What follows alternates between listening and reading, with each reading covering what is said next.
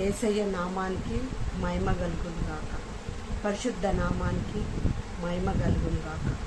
నేను కష్టపడ్డ బాధలు, శ్రమలు కొంచెము నా తండ్రి నన్ను నేను దేవుని నేను ఎట్లా తెలుసుకున్నా, దేవుడు నన్ను ఎట్లా పిలిచిందో నా తండ్రి మాటలు మీకు కొన్ని చెప్తా, వినండి. నా బాధలు నేను ఎట్లా దేవుని తెలుసుకున్నా, దేవుని దగ్గరికి నేను ఎట్లా వెళ్ళినో.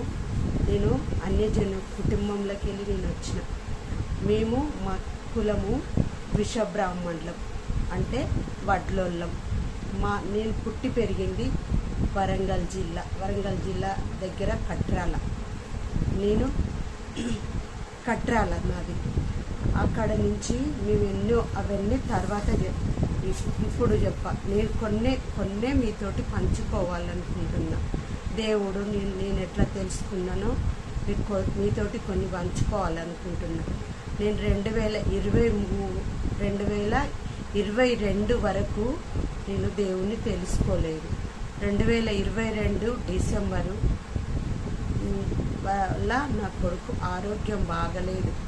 డిసెంబర్ కన్నా ముందే సెప్టెంబర్ నుంచి నా కొడుకు ఆరోగ్యం బాగలేదు. నాకొక్కడే కొడుకు.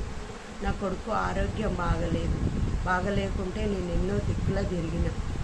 ఎక్కడ తిరిగినా నా కొడుకు బాగుపడలేదు. దేవుణ్ణి ఎంతో కష్టాలు పడ్డా, శ్రమలు పడ్డా. నా బాధలు అన్ని కావు. ఈ వీడియోలో మీకు వినండి కొన్ని, తర్వాత ఇంకో వీడియోలో మీకు చెప్తా. ఆ శ్రమలకి వెళ్ళి నేను ఎన్నెన్నో శ్రమలకి వెళ్ళి నేను మేము బేగంపేటలో ఉండేవాళ్ళం. సికింద్రాబాద్ బేగంపేటలో ఉండేటోళ్ళం. అప్పుడు నా కొడుకు బాగలేకుంటే మా మరదలు ఇక్కడ ఉంటారు, వాళ్ళు మా మేనమామ బిడ్డ ఇక్కడ ఉంటే వాళ్ళు ఏం చేసిందంటే ఇక్కడికి రాక్క అని అన్నారు. వస్తే నా కొడుకు అంతకుముందు 2 సార్లు రైలు పట్టాల మీదకి చనిపోతా అని పోయిండు. నా కొడుకు ఒక్కసారి కాదు 2 సార్లు చేతబడి జరిగింది. ఎక్కడ తిరిగినా నా కొడుకు బాగుపడలేదు. ఎన్నో పైసలు ఖర్చు పెట్టిన, ఎంతో విగ్రహాలకు మొక్కిన, వేములవాడకు పోయినా, కొమ్రెల్లికి పోయినా, కొండగట్టుకు పోయినా, ధర్మపురి పోయినా, స్నానాలు చేసి వచ్చిన, మాది మసీదులకు వెయ్యి తాయితులు కట్టించిన, ఎన్నో డబ్బులు ఖర్చు పెట్టుకున్నా. ఎన్ని డబ్బులు ఖర్చు పెట్టుకున్నా నా కొడుకు బాగుపడలేదు. డిసెంబరు 2002 డిసెంబరు 4వ తారీఖు మేము ఇక్కడికి వచ్చినాం. ఎక్కడికంటే గాజుల రామారం రొడా మేస్త్రి అంటారు.